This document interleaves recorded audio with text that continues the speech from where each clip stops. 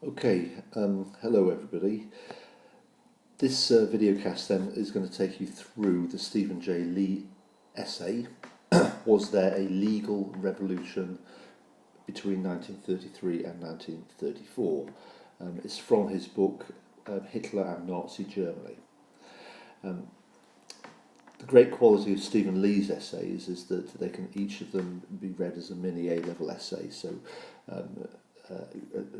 best approach is really to sort of like read the essay, deconstruct it, in other words, work backwards, turn it into a detailed plan, and then you can pretty much use the structure to answer that question, or if a similar question comes up in the examination. So I've started off by making that point, just sort of zoom in here, about taking each of those points. And if you deconstruct this particular essay, as you can see, it consists of 8 main building blocks, so 8 paragraphs effectively, and I've taken each paragraph and just summarised for you what each paragraph is about. So it begins with an introduction that explains the term legal revolution, a very sort of logical approach. Remember, in your introduction, you need to sort of like, if there is a key term, show the examiner you understand what it means. Then it moves into an argument. In some ways, the changes can be described as legal. Then it moves into, it looks at the second term, so you've got legal revolution. So the next section looks at discusses the concept of revolutionary, argues that the process was not revolutionary. The counter-argument is that beneath the surface picture of gradualism, there was deeper revolutionary change.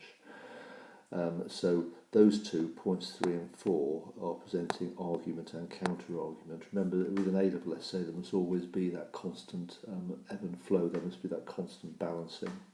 It could also be argued that the revolution was illegal because the Nazis did not even observe the letter of the Constitution. Almost treat each of these as a sort of topic sentence. There's that word also, so it's linking into the paragraph before.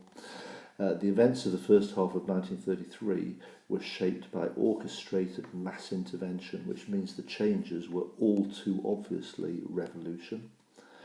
Is the Night of the Long Knives an argument against revolution? And the SS Gestapo SD apparatus is further evidence that the events of 1933 were revolutionary. What you'll notice there is that throughout that you've got the concept of legality and revolutionary as an intertwining argument. So I made that point here. In each case, each sentence contains the word legal or revolution or both. There is a sustained focus on the question, avoiding narrative. Interestingly, there is no conclusion, but hey, nobody is perfect, even Stephen J. Lee, but we have a lot to thank him for. Okay, so let's move on then to the introduction, okay, where Lee explains the term legal revolution. Incidentally, as you play this video cast, you've got the advantage where you can just pause and read what's on the screen, and then press play again to hear my commentary, so you might want to do that before you listen to what I've got to say about this. Okay, so the key point here is what Lee does at the beginning of his essay is he really sort of like deals with the concept of what legal revolution means from Hitler's point of view.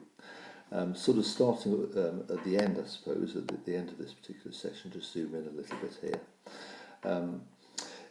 As you can see, Hitler had to manage change very carefully when he became Chancellor, when he was appointed Chancellor. And the sort of key word here is that he needed to manage change so that it appeared to be gradual change, a sort of graduated concept of change. There's that word graduated path in point C there. Why? Because he was at risk of being dismissed. Okay, he had to avoid the risk of being dismissed. He was not an all-powerful dictator on the 30th of January, when when he was appointed, he was in fact a roped-in chancellor. So it gives a couple of examples of that. He was the head of cabinet, yes, he was the chancellor, he was the head of the executive body, the policy-making body. But at that time there were only two other Nazis. Frick was the Minister of the Interior, and Goering was the Minister without portfolio. But most importantly, he was subject to the authority of the head of state, Hindenburg, who was also the commander-in-chief of the armed forces and had the power to dismiss Hitler. So not only was there the risk of dismissal, but he needed the people who had put him into power, and Hitler needed to avoid conflict with the army and the conservatives, who he needed for his two long-term plans. Can't emphasise these enough. Firstly, he needed the military. Eventually, his long-term plans will be to wage wars of conquest in the east, seizing land from Poland and Russia. Those, of course, are secret plans, but he knows he needs military expertise to make that happen. But his most important short-term goal is to bring about economic recovery. Unless the country is in the height of the Great Depression, the key feature is massive unemployment. He's got to get the country working again. He's got to create jobs. And he can't do that without the support of the elites, because they have the expertise to do that for him. So that's sort of like is the background. Now you don't start with a narrative. What you've got to do as leaders is just jump straight in and make the point that the term legal revolution, and that's a nice word there, is paradoxical, which is something that will be developed as we go through. Because in a sense, legal means orderly, exactly the point we've just explained there. Revolution means sudden and rapid change. So the legal bit implies evolutionary change, the revolution implies sudden and rapid change. So Hitler certainly emphasised the importance of the need for evolutionary change. But he does need to bring about significant change. So it's kind of like mixing the two. It's making the change appear to be gradual without sort of creating disorder, but at the same time it is going to be significant change. So it's controlled change. It's significant change that is very much controlled. So the concept of a revolution from above, imposed by Hitler rather than dictated by the violence on the streets, would be implemented. There again is that point, the circumstances by which Hitler was made Chancellor. He's boxed in, limited his options, and so he was forced into this graduated path where he had to frequently emphasise that the changes he was introducing were legal. Okay, they were legal changes. Okay, so that's the introduction. Again, I would suggest you just move on to the next section, pause it, and then listen to my commentary.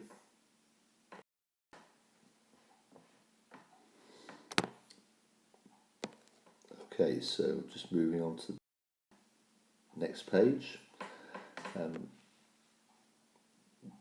So we move into Lee's next paragraph.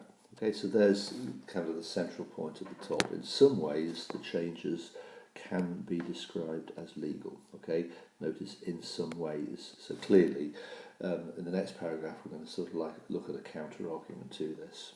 Okay, so here we've got Hitler boxed in. He needs to be very careful. He's got to create the right impression. The people who have put him into power, the elites, the people who voted him into power, the middle classes, are very orderly minded. They want Hitler to bring about significant change, but at the same time they don't want it to be done illegally. It needs to be done in a way that creates calm on the streets. So how did he actually go about this? Let's unpick the key points.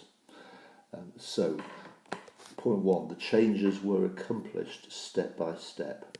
Okay, literally following the terms of the letter of the law, the Weimar Constitution.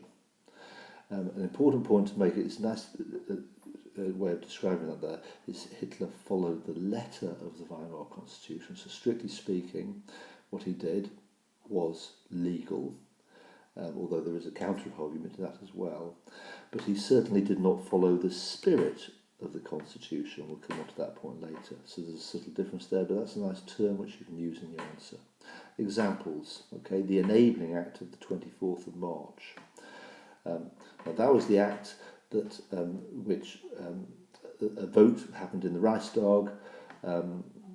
It needed to be a two-third majority vote because it's changed in the Constitution, which effectively the Reichstag gave Hitler in future to pass laws without using the Reichstag, without presenting the proposed law to the Reichstag for a vote. It enabled the cabinet, led by Hitler, to pass laws by themselves. The Enabling Act said, and there's a nice little primary source quote there, the requirements of legal constitutional change having been met, i.e. the requirement to have a two-third majority vote to change the constitution. So Hitler was following the law when he passed the Enabling Act. Strictly speaking, he needed to have a two-third vote, and he secured that by the Nazis and the German nationalists and the Centre Party voting for it. The second example is Hitler used the powers given to him by the Enabling Act to pass laws without reference to the Reichstag. So after it had been passed, he passed laws without using the Reichstag to modify the political institutions of Germany. And that's what we call Gleichschaltung. So there was a whole series of laws that were passed over the next few months, which effectively changed the structure of Germany. So it brought those structures under Nazi party control. And Hitler at every step was very anxious to make those changes to appear legal. So he passed laws to say this is legal. So for example, when the federal states were reorganised, and of course the federal states was a great tradition of independence, and they had their own parliaments, etc. When they were reorganised, when that process, at every stage of that process, a law was passed. So for example, on the 31st of March 1933, which is just a week after the Enabling Act, Hitler announced the law for the coordination of the Länder of the Reich. Now that was the law that effectively, where Hitler sent the Nazi Gauleiters down to the different regions of Germany, and he appointed them as Reich governors, and their powers superseded. They were above the powers of the elected state parliaments. So learn that law. That's really important. Okay, the law for the coordination of the Länder of the Reich. Secondly, a key part of the coordination, the Gleichschaltung of the civil service. It was brought under Nazi control. Again, that happened in stages. Very quickly, 2 weeks after the Enabling Act, the 7th of April, a law was passed called the Law for the Restoration of the Professional Civil Service that removed all potential opponents, and it also removed any Jew who had a job in the civil service very, very quickly, but a law was passed. And another very famous example, the 14th of July 1933, so 3.5 months after the Enabling Act, effectively, most of the political parties had dissolved themselves, but Hitler passed a law to make it appear legal. It was called the Law Against the Formation of New Political Parties, which effectively gave the Nazi Party a monopoly of political power. That basically means they were the only party from now on. And the final example, a year later, on the 1st of August, following the Night of the Long Knives, Hitler combined the offices of Chancellor and President. Again, a law was passed, on the law on the head of state of the German Reich. So at every stage, Hitler was very, very keen to make it appear legal. That's different from other revolutions, which are just purely violent, and simply there is a violent process of seizing power, but there is no stamp of legality that happens. So, for example, in Russia, etc., etc. But what Hitler's doing is making it appear that the revolution is happening within the terms of the Weimar Constitution. That's the end of that paragraph. Again, pause and read the next section, and then we'll move on.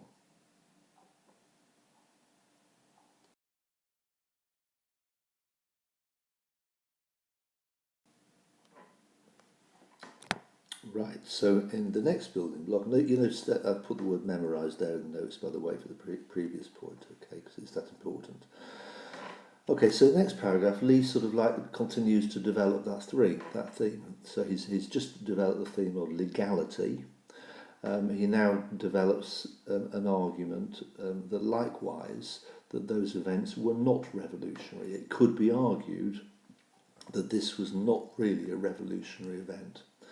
And a useful way of introducing this, which Lee does, is if compared against the events in Russia in 1917, certainly those events that I've just described in the previous paragraph do not appear to be revolutionary.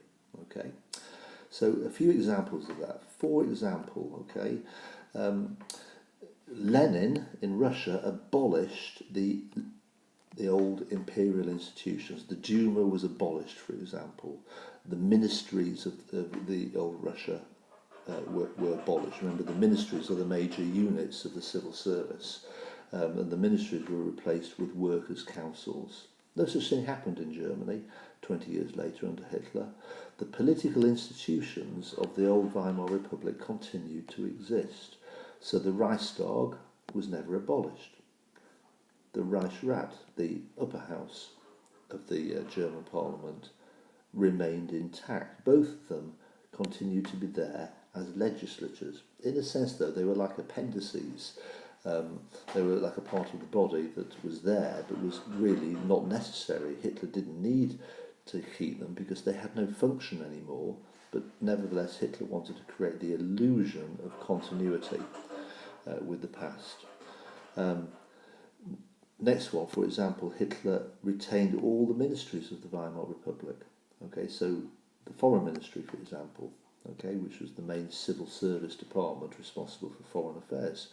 Hitler didn't abolish it and then start something new. He kept it going, and he even kept it being run by a non-Nazi for about the first 4 or 5 years. Konstantin von Neurath, Hitler's first foreign minister, was not a member of the Nazi party. Likewise, Hitler kept the Ministry of the Interior, he kept the Finance Ministry, and so on and so forth.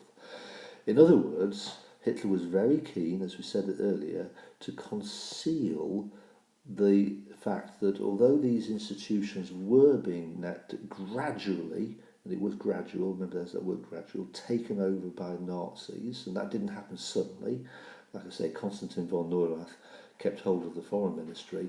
It wasn't until about 1938 that a Nazi was put in charge of foreign affairs, but Hitler wanted to, in a sense, conceal that gradual Nazification of the institutions of the Weimar Republic, and one of the best ways of doing that is to avoid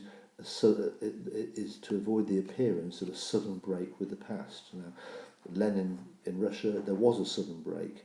The whole process in Germany was that business was as usual, really. There was a lot of violence in the first few months, but it was seen to be good violence against the communists. But many of the German middle classes and the upper classes who backed Hitler were successfully duped into believing that there was really a continuity with the past, that there was not really a revolutionary break. Why? Because if the middle classes and the upper classes, whom Hitler needs for his long-term plans, if they felt that there was a sudden revolutionary break with the past, that might have generated resistance from them. And Hitler needs them. He wants to avoid resistance. So what Hitler is doing is he's creating an illusion of gradual change, evolution, not revolution. It's a gradual process carried through legally and in an orderly way, quote, step by step, each depending on the one before. That's that paragraph. Pause, read the next bit, and then I'll continue with the commentary. Okay, so we'll move on to paragraph. Just zoom in into it. Okay, so here, and you can see from the opening 3 words, the counter argument. Here Lee moves into, he shifts to the other foot.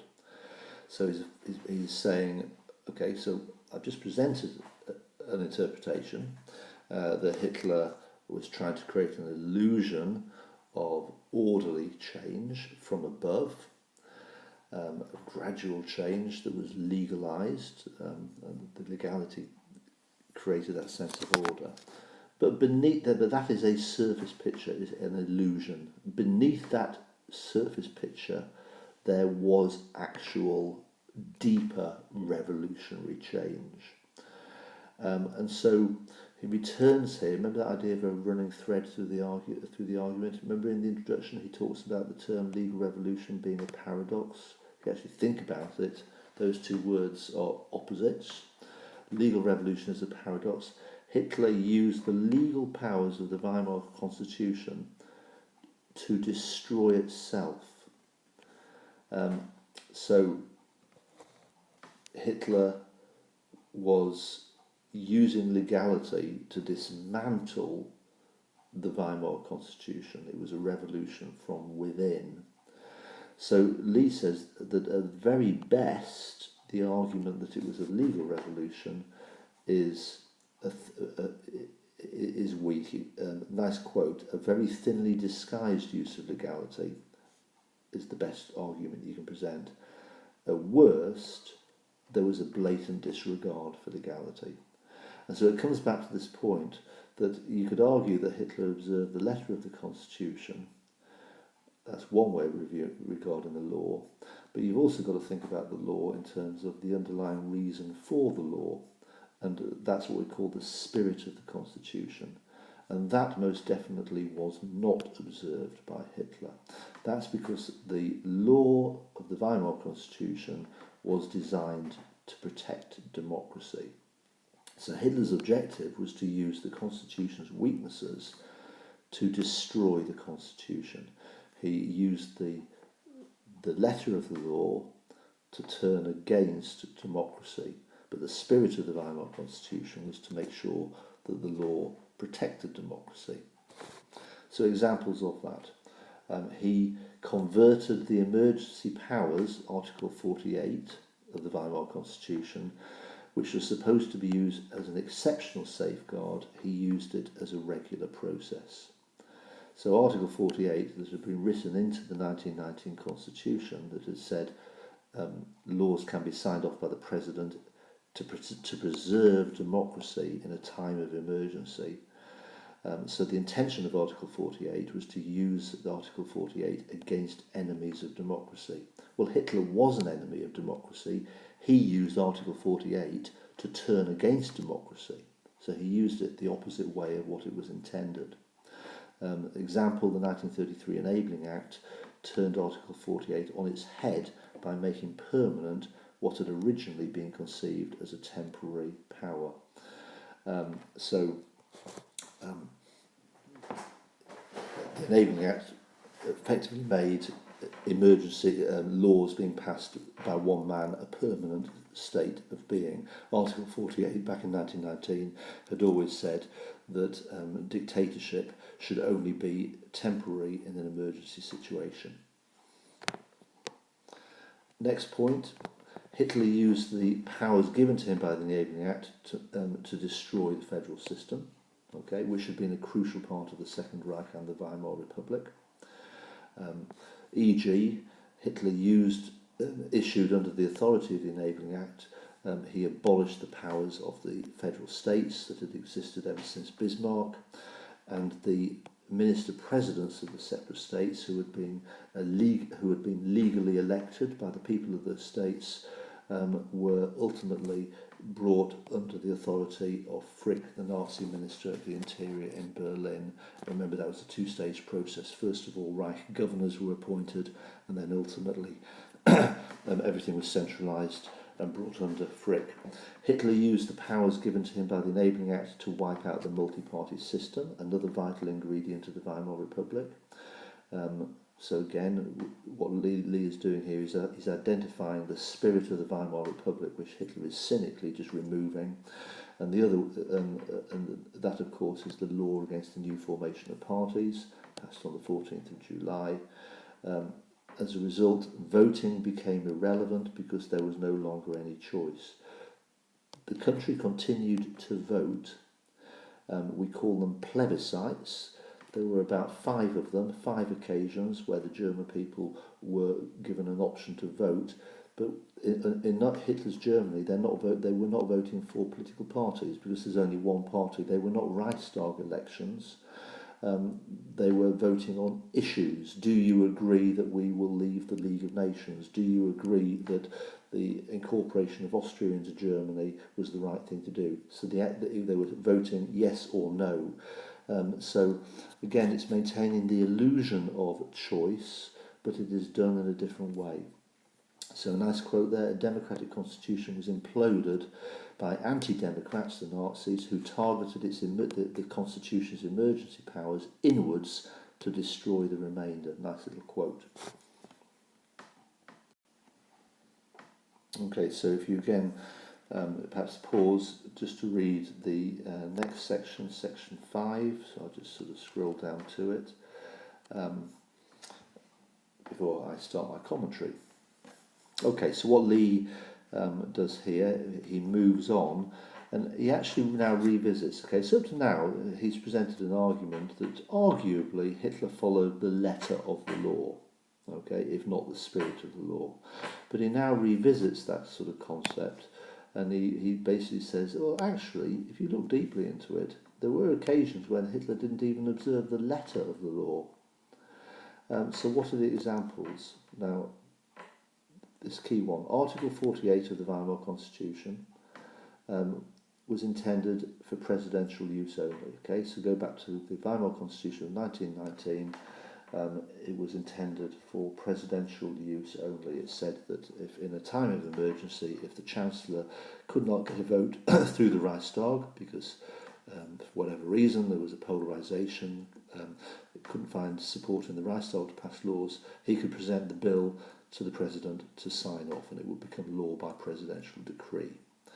The purpose of Article 48 was to control pressure from below if there was against democratically elected governments. It was originally intended to be used to crush extremist groups like the communists. Hitler turned this on its head and used Article 48, using pressure from below to support his case. So the intention of Article 48 was to use use presidential decree to control pressure from below, whereas Hitler used pressure from below against democratically elected government.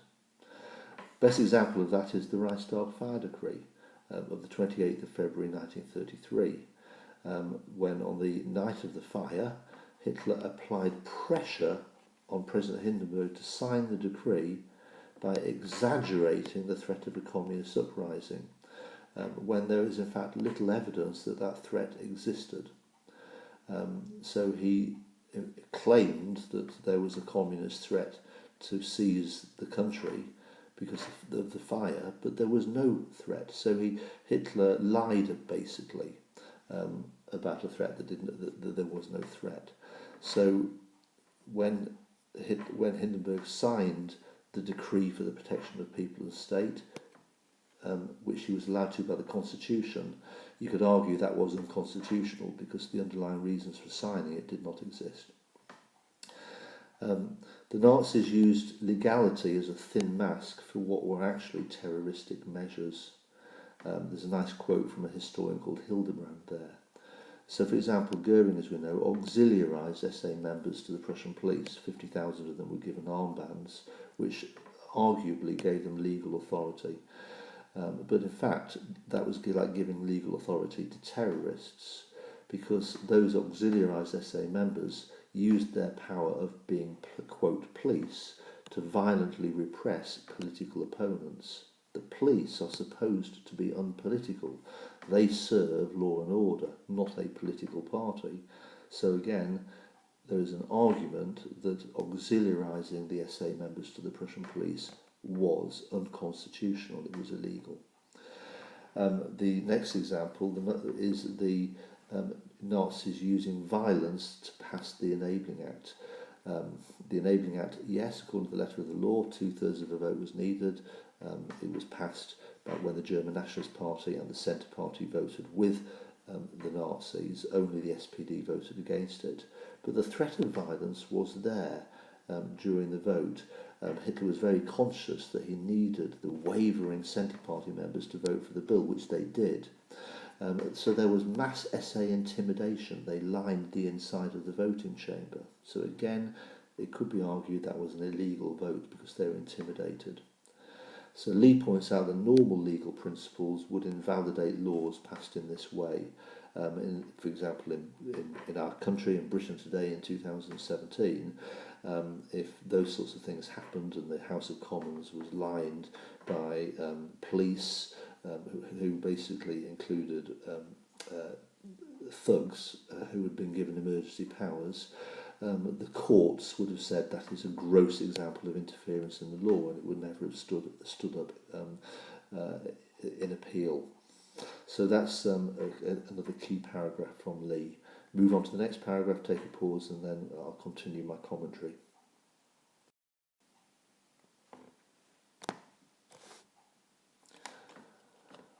Okay, so moving on, pull back a bit.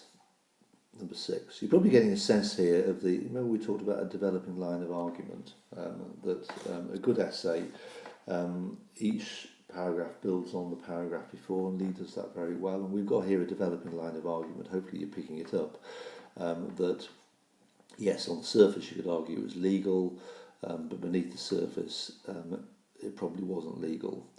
Now the term revolution then is a sort of separate issue. So what's starting to emerge is legal, no, revolution, probably yes. Okay, so an argument is that we're splitting that term legal revolution into two bits, and we can argue legal, no, revolution, yes. So the event that he returns here to the concept of revolution, and he says very, very clearly, if you look at what happened in the first half of 1933, there was orchestrated mass intervention. So what Hitler did is he took the energy of the streets and he orchestrated it like a master conductor. He controlled the energy of the streets to bring about substantial change. And that this is writing confidently, isn't it? Little phrases, all too obviously a revolution. And that's what you need to do as A-level historians, is show the examiner what do you believe. Now, the two best examples of this. The first example is what is often called the town hall revolution. That's a nice term to use. We've done this in class, but most of the textbooks don't refer to it as the town hall revolution, but that's often what historians refer to it. This is all to do with the coordination of the federal states. So the Enabling Act has been passed. Hitler's got the legal powers now to interfere in what's happening in the individual states. And in fact, it was the Reichstag fire decree of 28th of February 1933 which gave him, strictly speaking, the letter of the law, the legal power. Because what the Reichstag fire decree did is it said, remember the police in Germany was controlled by the federal states. Okay, it wasn't controlled by Berlin. There were lots of different police forces that were accountable to the separate state governments. But what the Reichstag fire decree said is, should the separate states not be capable of maintaining law and order, then the central government in Berlin, which Hitler controls, can step in and take control of policing of the separate state governments. Now, how did Hitler do that? It was a masterly method that he used. He sent the SA from Berlin down to the different regions of Germany and instructed them to create disorder on the streets. Often the SA would dress up as communists to perpetuate that myth that the communists were trying to seize power. Literally, he would send SA to different regions, let's say Saxony, and he would say to some of the SA, you stay in uniform as SA, some of you dress up as communists, and don't use the phrase in SA, but almost fight against each other. That will then give me the excuse to say, well, the police can't keep order in Saxony, the control of Saxony needs to be brought under the control of Berlin, policing needs to be brought under the control of Berlin. There's a brilliant section in chapter 5 of Noakes and Pridham. Have a look at that, which gives some great documents on that process. And some of the, it's really quite horrifying, the type of things that were happening. Another example of mass orchestration was on the 1st of April 1933. The SA were ordered by Hitler, this is from below on the street level, to intimidate ordinary Germans to not buy goods from Jewish shops, standing in front of the shop entrances to send the message, you shouldn't buy, a good German does not buy goods from Jewish shops. That's called a boycott. It actually failed. Most Germans just walked past those SA people standing in the doorways, and Hitler called off the boycott after just one day. The fact that it failed is irrelevant, though. It is a good example of orchestrated mass intervention. Okay, so we'll move on to the penultimate paragraph now. Is the Night of the Long Knives an argument against revolution? Again, just pause and read before we continue. Okay, so this again is another good example of an internal debate, which is what you need to do as A-level historians. So Lee, as often is a good way, he starts off with the viewpoint that he does not believe. Some historians have argued that. Okay, the purge, the mass murder of SA leaders on the Night of the Long Knives is evidence. The Night of the Long Knives is evidence of Hitler being counter-revolutionary, not revolutionary. Why do they argue this? Because when he murdered his own SA leaders, he brought about a halt to the so-called second revolution that Rome had wanted. And that second revolution that Rome was calling for was to remove the conservative elites, effectively for the army for the SA to take over the army and to begin the full process of revolution. And Rome, as you know, did not like the fact that Hitler was keeping the conservative elites in positions of authority, especially in the running the army. So there's an argument that the Night of the Long Knives was not a revolution, it was more of a counter-revolution. Hitler rejects these arguments, Lee rejects these arguments. Hitler was not acting to restore law and order. That was the illusion. The illusion was Hitler always claimed the mass murder was to bring about law and order. It was for reasons of safety. The argument that Hitler used was the Night of the Long Knives was about nipping in the bud the disruly SA and restoring law and order to the streets of Germany and giving power back to making sure that the army retained their power. Lee says the real reason for the Night of the Long Knives was not about law and order. It was for safety. It was to keep himself in power. Hitler was anxious that if he didn't deal with the threat of the SA, the military may turn against him. And the only way to protect the Nazi revolution was to remove the top level of the SA. So it was about protecting the revolution, not about counter-revolution. In any case, the term legal can hardly be used to describe what happened on the Night of the Long Knives. 400-odd innocent men were murdered without due recourse to law. They were not given a trial. So it was the murder of the innocents. You can't argue that was legal. So there's sort of two arguments being presented there against the Night of the Long Knives being a counter-revolution. A clear argument that it was an illegal revolution, the Night of the Long Knives. Okay, so moving on to the very last area. And just give you a moment to read it. I'll just press pause. Okay, so what Lee is doing here is he's sort of revisiting that sort of issue about, well, the institutions of the Weimar Republic were retained. That was an earlier point, which is an argument against revolution. Well, Lee then turns this around, and he says, yes, the institutions of the Weimar Republic may have been kept. So the old ministries were there, the Reichstag was there, none of those were removed. The police, the old Weimar police, were not removed. The old, and the most important one, of course, is the old army of the Weimar Republic, which was in fact the old army of the Second Reich. None of those institutions were removed, and on the surface, many of them were not taken over by the Nazis. But over time, these institutions were permeated by the Nazis. They were gradually infiltrated by the Nazis. And in particular, they were infiltrated by the SS, the black shirts, the executioners on the night of the Long Knives. Now that takeover was so gradual it was almost unnoticeable to many people. Certainly in the first 2 years, 1933 and 34, but from 1934 onwards, that process of takeover by the SS, of permeation, of infiltration, accelerated, and by World War II, 1939 to 45, the SS were coming to dominate the whole regime. They were permeating and taking over most of the institutions of the Weimar Republic.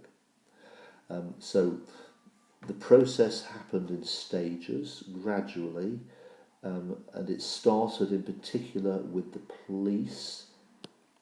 That's where it began first. That was the most important thing, internal security. And that actual process began 1933 to 34. So they began the process of taking the police over the police. That culminated in Himmler's appointment as Chief of German Police in 1936, and it was completed in 1939 when the whole of the German police force was restructured and called the RSHA. The other point about policing is policemen should be non-political. They should serve law and order. They should not serve a political party. In that sense, the SS takeover of the German police was a revolution. It wasn't a gradual takeover of the political. Well, it was a gradual takeover, but it was a revolutionary takeover because it changed the whole concept of policing into something different. The Nazi police, as taken over by Himmler and the SS, were not there to serve law and order. They were there to serve Nazi ideology. So policing became political. That's the argument there. Okay, so there we have it. That's Lee's essay. Hopefully that was a useful video cast for you and will help you write a decent A-level essay on the concept of a legal revolution, 1933 to 34. Important, remember, when you write the essay, although you've used many of Lee's ideas, demonstrate wider reading. So in your preparation, read widely, incorporate other arguments used by other historians, but certainly that gives you a good structure for your essay. Thank you.